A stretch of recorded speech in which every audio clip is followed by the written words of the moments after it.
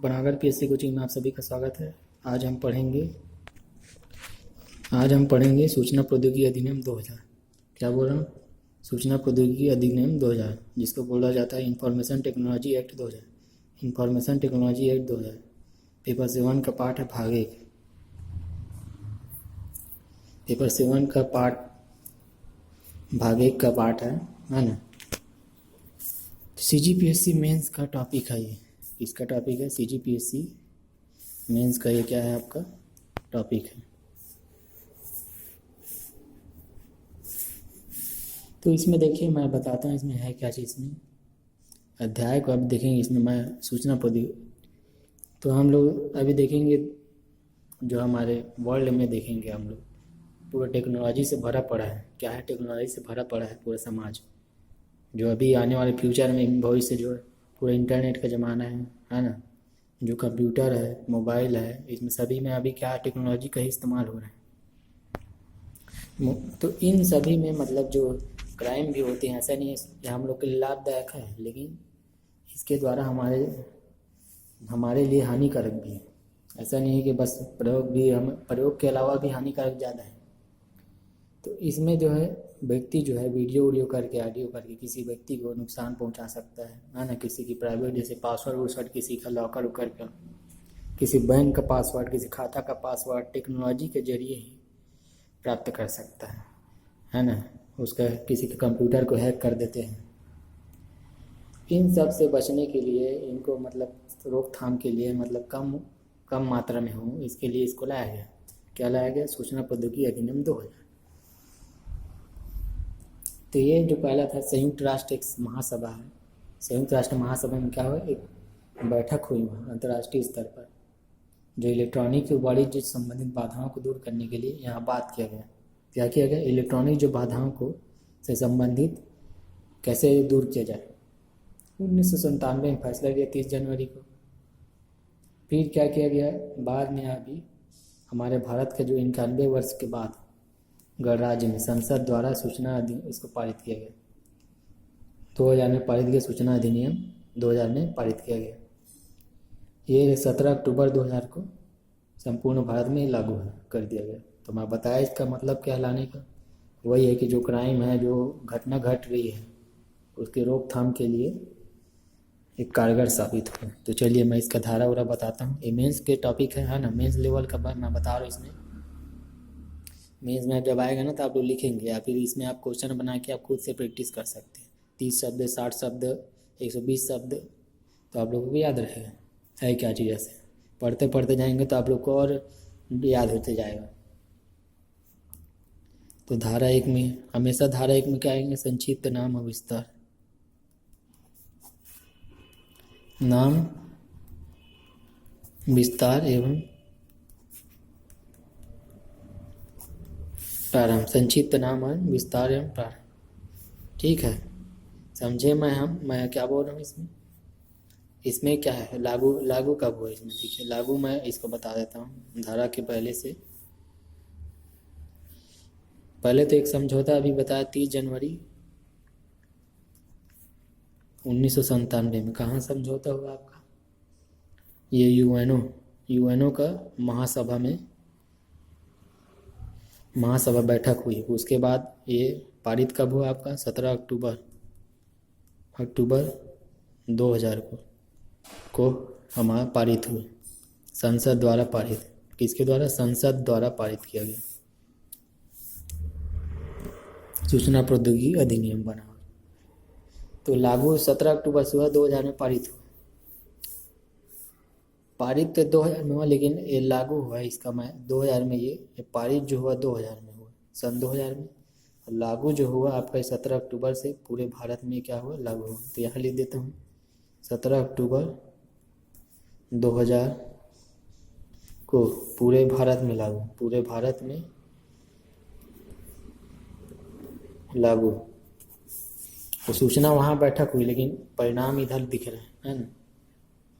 तो चलिए धारा 2 में देखते हैं इसमें क्या है। इसमें अभी अच्छा ये बता रहे हो कितने धारा है इसमें। तो 13 अध्याय इसमें, 13 धारा है इसमें। सॉरी, इसमें लिख देता हूँ 13 अध्याय 4 अनुसूची है इसमें, 4 अनुसूची और 94 धारा है इसमें। कितने धारा हैं? 94 क्या है धारा इसमें शामिल है। तो ये हो गया धारा 2 के तहत, है ना। इन्हें परिभाषा दिया गया है, बहुत सारी परिभाषा इसमें शामिल है, परिभाषा शामिल किया गया है। ठीक है, तो कौन कौन से परिभाषा शामिल है देखिए इसमें। परिस्थिति, ठीक, परिस्थिति के बारे में क्या है? परिस्थिति मतलब क्या? जो इलेक्ट्रॉनिक कोई लेख मतलब प्राप्त करने का इच्छुक है, आशा करता है, प्रवर्तक द्वारा आशायित है, किंतु लेकिन मध्यवर्ती व्यक्ति कोई नहीं है, मध्यवर्ती व्यक्ति कोई नहीं है, परिस्थिति कहलाता है। जो मतलब अभिलेख प्राप्त करने के लिए दूसरे से आश्रित है, प्रवर्तक द्वारा। चलिए इसका दिया है, एक है न्याय निर्णायक, निर्णायक अधिकारी दी है, इसके बारे में दिया है, क्या होता है इसका आप जानिएगा। इस धारा 46 के अंतर्गत में जो नियुक्ति होगा उसका प्रेत है, इससे सब उससे रिलेटेड है। समुचित सरकार,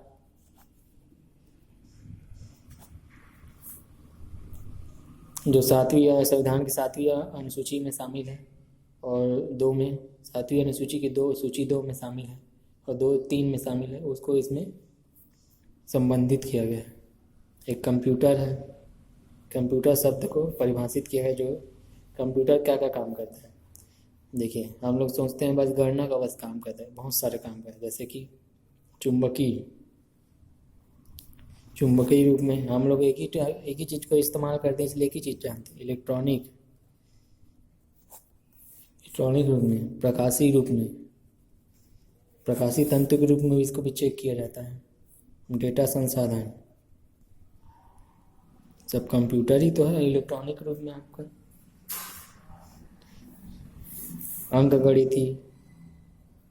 अंकगणित में, तर्क संगत में, ठीक, प्रक्रम, भंडारण,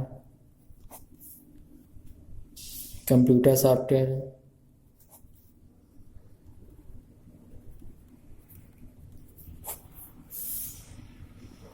ये सब संबंधित इसमें कंप्यूटर से संबंधित है। एक है आपका संचार युक्ति। अब संचार युक्ति आप जान लोगे, संचार जो युक्ति आपका जो डाटा आपका एक स्थान से दूसरे स्थान जाता है ना। जैसे वीडियो आप अपलोड करते हो कहीं भी, वीडियो ऑडियो,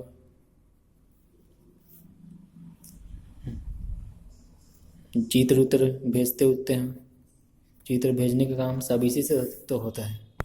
मोबाइल वाले इस्तेमाल करते हो सब इसी में संचार युक्ति में आ जाएंगे। जो नेट आपका इस्तेमाल करते हो इसी में इस्तेमाल होगा। तो अब इसमें देखते हैं, मैं ये जो बोर्ड बता रहा था इसमें का अभी आगे इसमें कंप्यूटर नेटवर्क अलग होता है ना। कंप्यूटर नेटवर्क का भी इसमें शामिल किया है। क्या है इसका पूछ सकता है ना, क्योंकि मेंस में कि कंप्यूटर नेटवर्क है क्या, उसका परिभाषा में किसका किसका उल्लेख किया गया है। जैसे भौतिक तार, लाइन तार, संचार मीडिया, ये सब शामिल है।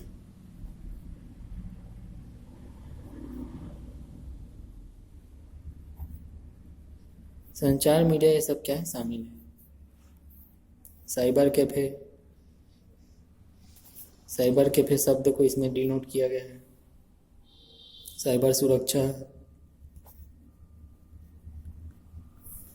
साइबर कैफे ये ऐसी कोई सुविधा विक्रेता है जहाँ से जनता को कारोबार के साधारण अनुक्रम की इंटरनेट पहुँच प्रस्तावित करता है। तो कैफे से हम लोग जाने साइबर कैफे होता है जहाँ से नेट का हम लोग को सुविधा प्राप्त होती है। और साइबर सुरक्षा क्या है, जो सूचना भंडारित होती है या प्रकाशित जो पहुँच उपयोग करते हैं हम लोग, नाश को जो भी मतलब उसको सुरक्षा प्रदान करती है। कोई भी मतलब वस्तु का कोई आपको दुष्प्रभाव ना पड़ा, मतलब कोई हम लोग कंप्यूटर में कोई डाटा रखे हैं उसको मतलब कोई प्रॉब्लम ना हो उससे संबंधित, तो उसको सुरक्षा प्रदान करती है आपका साइबर सुरक्षा। एक आपका अध्याय में देखिए, इसमें अंक, मैं अध्याय का नहीं बता रहा हूँ, अंकी चिन्ह एक है जो इम्पोर्टेंट है, उसी को बता रहा हूँ। अंकी चिन्ह और इलेक्ट्रॉनिक चिन्ह।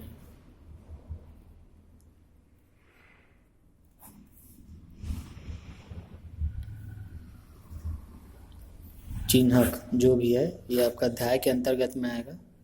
तो इसमें दिया क्या है, धारा 3 दिया गया, देखिए। तो धारा 3 में क्या है,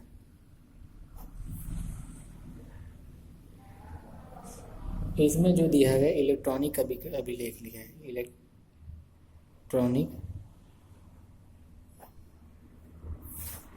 अभिलेख।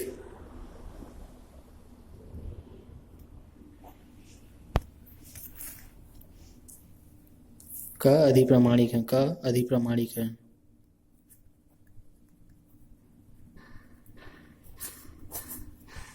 इलेक्ट्रॉनिक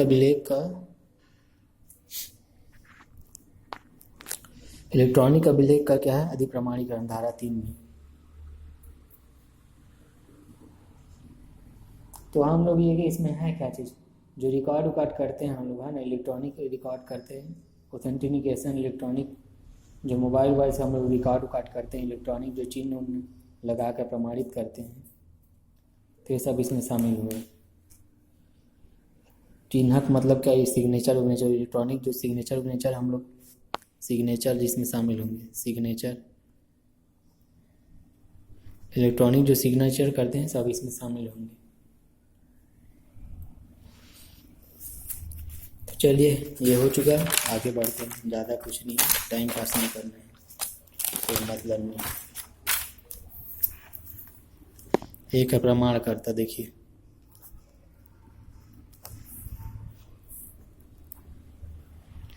प्राधिकारियों,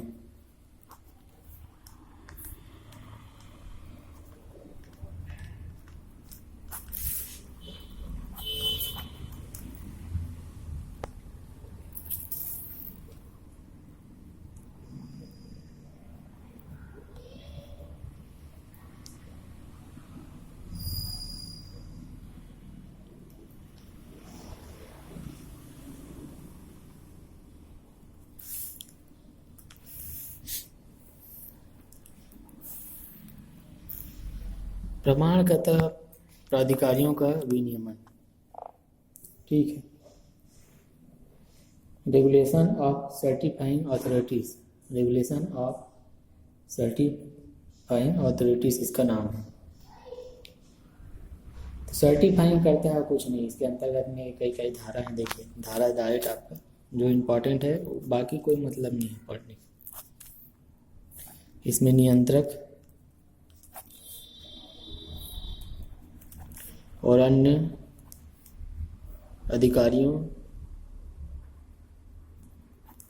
की नियुक्ति,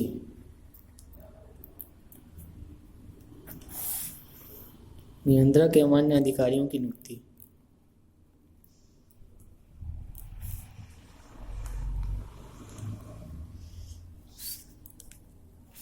नियंत्रक और अन्य अधिकारियों की क्या है, नियुक्ति 17 के तहत।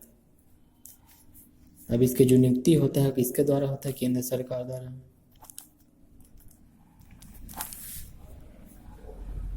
उद्देश्य वही है कि इसमें क्या उद्देश्य है, इसके अंतर्गत भी नियंत्रक सहायक नियंत्रक होते हैं, है ना, उप नियंत्रक भी शामिल होते हैं। इसमें जो नियुक्ति करने का अधिकार वही है जो कि कार्य का संचालन करने के लिए कर्मचारी की उतनी संख्या जितनी जरूरत है, ये मतलब आदेश का पालन करता है। ये क्या करता है, केंद्र सरकार के आदेश का पालन करता है। क्या करता है, केंद्र सरकार के आदेश का क्या करता, कौन पालन करता है, ये नियंत्रक। ये सहायक नियंत्रक भी और होते हैं, है ना, उप नियंत्रक भी होते हैं, शामिल होते हैं। इनकी सेवा शर्तें भी अलग है, सरकारी उकारी में इसमें शामिल होते हैं, सरकारी सेवक को बना दिया जाता है। तो इनका देखिए, एक नियंत्रक के इसके कार्य क्या है, 18 में दिए हैं, नियंत्रक के कार्य 18 में दिए हैं। क्या क्या कार्य इसमें शामिल होते हैं, जैसे कि पर्यवेक्षण करना, ठीक, किसी कुंजियों को प्रमाणित करना, किसी दस्तावेज, दस्तावेजों को प्रमाणित करते हैं, प्रमाणित करना। मानक तैयार करना, मानक तैयार करना मतलब डायग्राम वग्राम कुछ भी तैयार करते हैं, उनका एक रूप तैयार करना।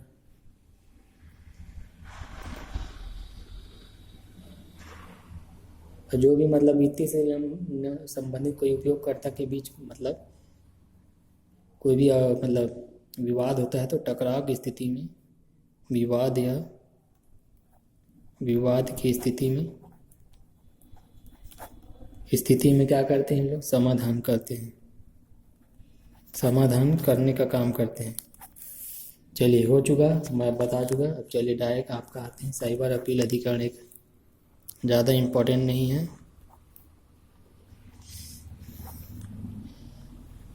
उतना आप कुछ तो आएगा तो लिख सकते हो, ऐसा तो नहीं कि खाली बैठे रहो। साइबर अपील अधिकरण होता कैसे, साइबर अपील तो धारा 48 के तहत साइबर अपील होगा। इसको बोलते साइबर अपील अधिकरण की क्या है, स्थापना। क्या करेंगे, स्थापना करेंगे।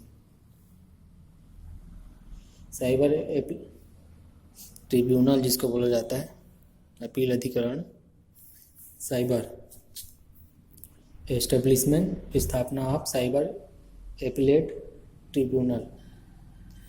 तो स्थापना जो है इसका किया जाएगा, स्थापना किसके द्वारा किया जाएगा, स्थापना केंद्रीय सरकार द्वारा।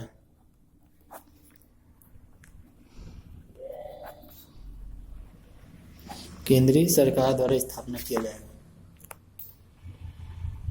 प्रक्रिया जो है अधिसूचना द्वारा इसका जो बताया जाएगा है ना। संख्या इसकी जो है एक से अधिक, एक कर सकता है या अधिक भी कर सकता है, दोनों में से एक से अधिक भी अपील अधिकरणों की स्थापना कर सकेगी। ऐसा नहीं कि एक ही ठो मतलब अपील अधिकरण की स्थापना होगा।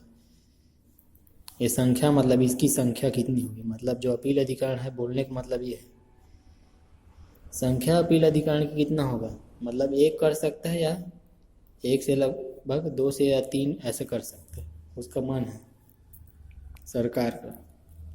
49 में देखिए साइबर अपील अधिकरण,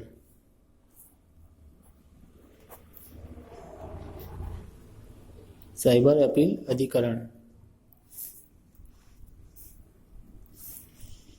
अब इसमें क्या है, कंपोजिशन जो संरचना आपका देखेंगे इसमें, कंपोजिशन आपका साइबर अपील अधिकरण है क्या चीज़। तो सदस्य इसमें होंगे, इसमें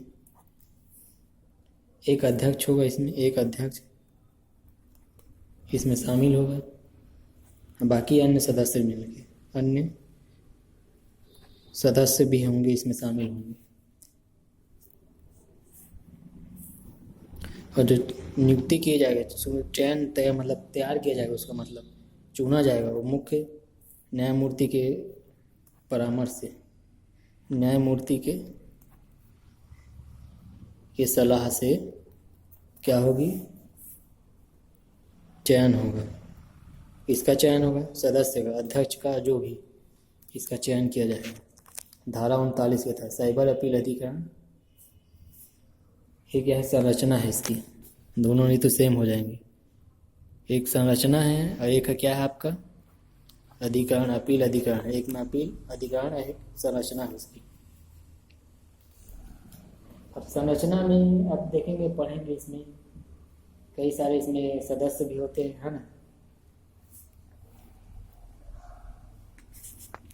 चलिए इसका मैं वो बता देता हूँ, इसका मैं क्या बोलते हैं उसको। इसमें जो है साइबर पीठ एक होता है, साइबर पीठ भी होता है, अध्यक्ष द्वारा इसको अपील अधिकरण का जो इसका अध्यक्ष रहेगा उसके द्वारा साइबर पीठ की स्थापना कर सकता है। और सदस्य उसमें रहेंगे, सदस्य इसमें एक से अधिक भी हो सकते हैं, क्या एक से लेकर 2 से अधिक भी हो सकते हैं। बैठक ज़्यादातर दिल्ली में होता है ना, इसका जो सम्मेलन होता है दिल्ली में, ज़्यादातर दिल्ली में ही संचालित किया जाता है। चलिए, हो चुका अभी। अब 50 में देखिए धारा, देखिए धारा 50 में दिया योग्यता। योग्यता मतलब योग्यताएं, ये लगभग दिया है अध्यक्ष और सदस्य का। किसका योग्यता है? अध्यक्ष प्लस सदस्य का क्या क्या योग्यता होनी चाहिए। तो अध्यक्ष के लिए इसको देखा जाता है हाई कोर्ट का न्यायाधीश हो, हाई कोर्ट का न्यायाधीश हो,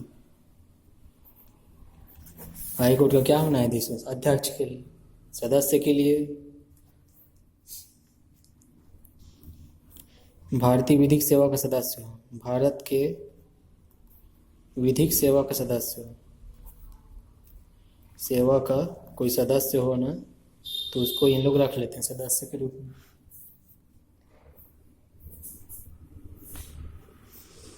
तो इन लोग का जो कार्यकाल होता है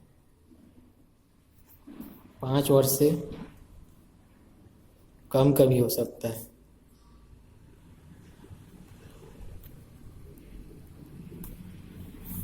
ठीक है,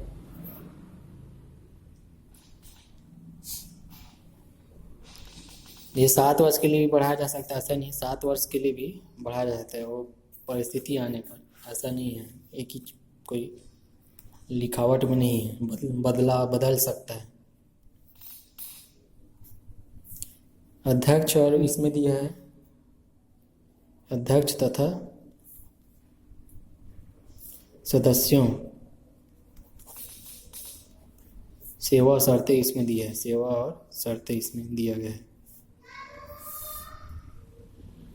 तो कार्यकाल वही बताया मैं, कार्यकाल 5 वर्ष से लेकर 65 वर्ष उनकी जगह जो भी पहले होता है। अगर 65 वर्ष से पहले होते तो त्यागपत्र हो जाए, मतलब हट जाएंगे, नहीं तो रहेंगे।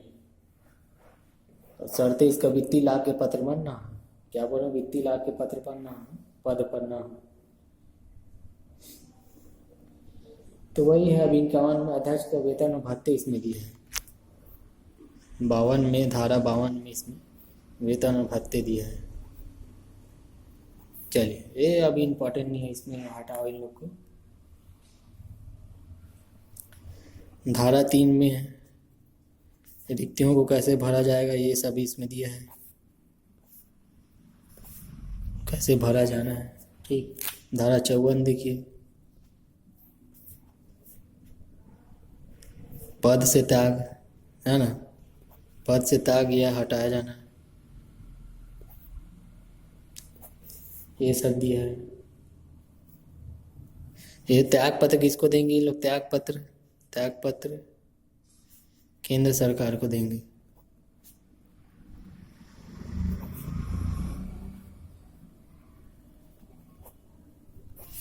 केंद्र सरकार को देंगे त्याग पत्र।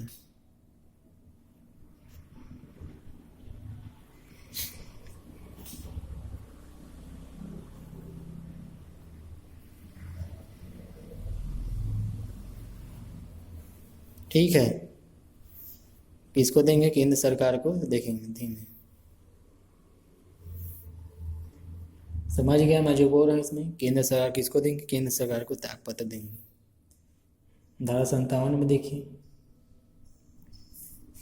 हटाया भी जा सकता है। कदाचार मतलब कुछ अपराध करते हैं तो इनको हटा सकते हैं। आचरण असमर्थता पर भी हटा सकते हैं। समझे मैं जो बोल रहा हूँ?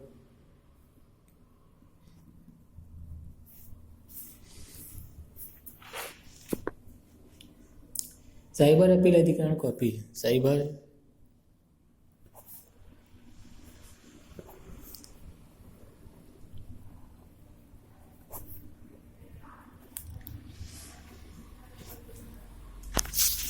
अपील अधिकरण को अपील 57 के तहत कैसे अपील किया? साइबर जो अपील अधिकरण को हम लोग जाके कैसे अपील, 57 के तहत अपील होगा साइबर अपील। तो होगा कैसे इसमें देखिए, इसमें इम्पोर्टेंट है, इसको एमपी है, ये इसको याद रखिए। अपील कैसे होगा, अपील कैसे कर सकते। अभी जैसे मान लो नियंत्रक अधिकारी के द्वारा किया गया कोई आदेश, जैसे खिलाफ किसके खिलाफ होगा, जो नियंत्रक, एक अभी मैं बताया था नियंत्रक जो ऑफिसर है न्याय निर्णायक के आदेश के विरुद्ध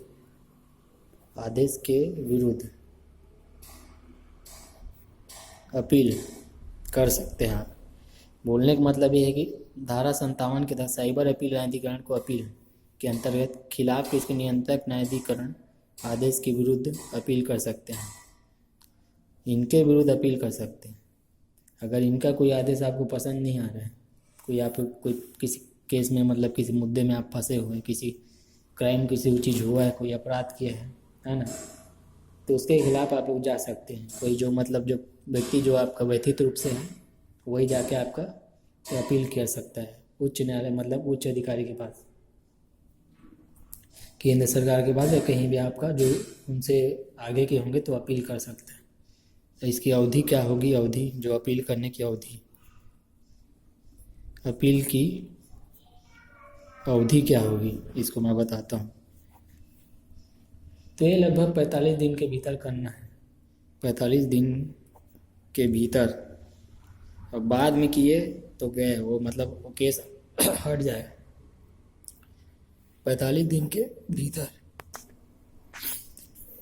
तो क्या बोल रहा हूँ 45 दिन के भीतर अपील कर सकते हैं, पश्चात में अपील को स्वीकार नहीं करेगा फिर। और जो अगर आप अपील कर दिए है ना, तब इसका निराकरण कब होगा, जैसे अपील हो चुके मतलब आप अपील दे दिए 45 दिन के अंदर में, तो इसका निराकरण आपका होगा 6 माह के अंदर। 6 माह के अंदर आपका निपटाने का प्रयास करेंगे, समझ गए क्या बोल रहे हैं। तो आप 45 दिन के अंदर अपील करेंगे, अपील होने के बाद उस दिन जिस दिन करेंगे वहाँ से 6 माह के अंदर आपका जो समस्या का समाधान किया जाए। धारा 58 में देखिए, धारा 58 में दिए अपील अधिकरण की शक्ति, जो अपील है, अपील अधिकरण, क्या बोल रहा हूँ मैं, अपील अधिकरण की शक्तियाँ और प्रक्रिया इसमें दिया गया है। शक्तियाँ और प्रक्रिया इसमें सम्मिलित है। तो शक्तियाँ क्या, वही दस्तावेज उस्तावेज लाने के लिए, दस्तावेज प्रस्तुत करने के लिए बोल सकता है ना, शपथ पत्र पर हस्ताक्षर करने के लिए,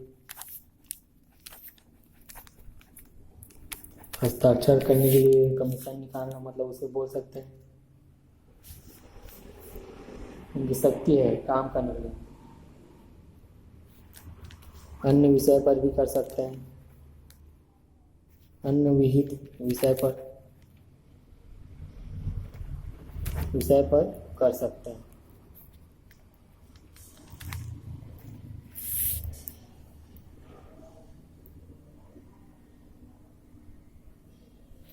समन भी जारी करता है, पहला तो यही था मैं, लेकिन इसको बाद में समन जारी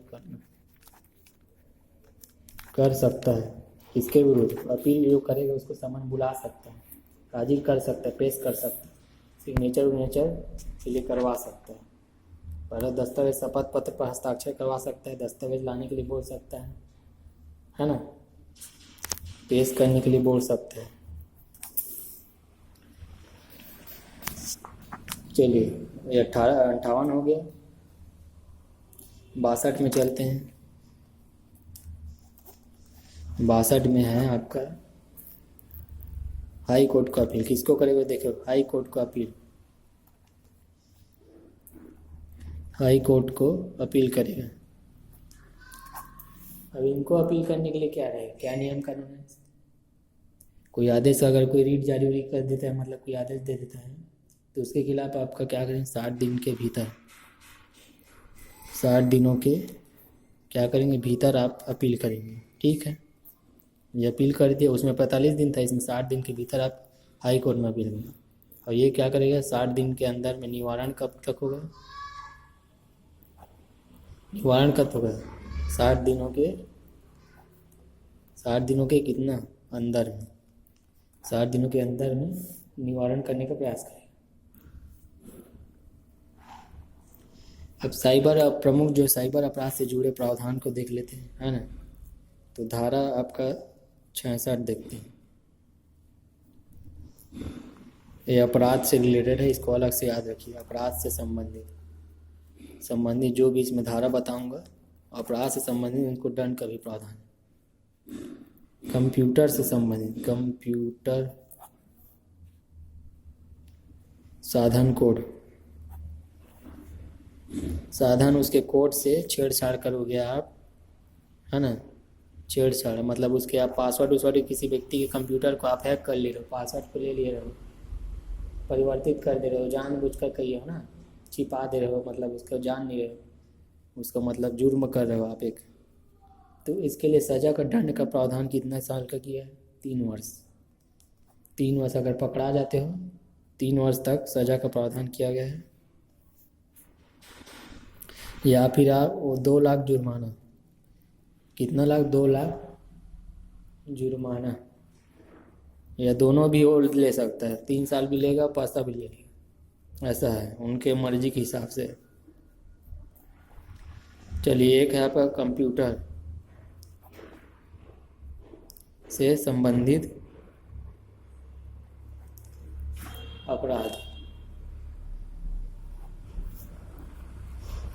कंप्यूटर संबंधित अपराध अगर कोई करता है ना, नुकसान पहुँचाता है किसी कंप्यूटर को, क्षति पहुँचाता है, कंप्यूटर किसी के, मान लो कंप्यूटर को क्षति पहुँचाता है किसी प्रकार से, वो अभी जो बताया ये ऊपर के 66 में ही है, लेकिन 66 में ही और है, ये 65 में, सॉरी ये 65 में है, 65 ये 66 नंबर हिसाब। साधन कोड से छेड़छाड़, उसे कोड से छेड़छाड़ के अलग। अगर कंप्यूटर को आप नुकसान पहुँचाएं, किसी कंप्यूटर के बाहरी या किसी प्रणाली को आप नुकसान पहुँचाते हो, कोई बेईमानी पूर्वक कपट पूर्वक कार्य करते हो उसमें, कंप्यूटर से रिलेटेड कर, जरूरी नहीं कोर्ट से रिलेटेड नहीं, बाकी और चीज़ भी करते हैं, तो 3 वर्ष का कारावास, 3 वर्ष दंड। इसका दंड कितना, 3 वर्ष, या इसमें 5 लाख जुर्माना, 5 लाख जुर्माना। जितना कंप्यूटर नहीं उतना कहानी, है ना जितना कंप्यूटर नहीं है उतना का इसमें आपको नुकसान पहुंच जाएगा, और 3 साल कैद भी।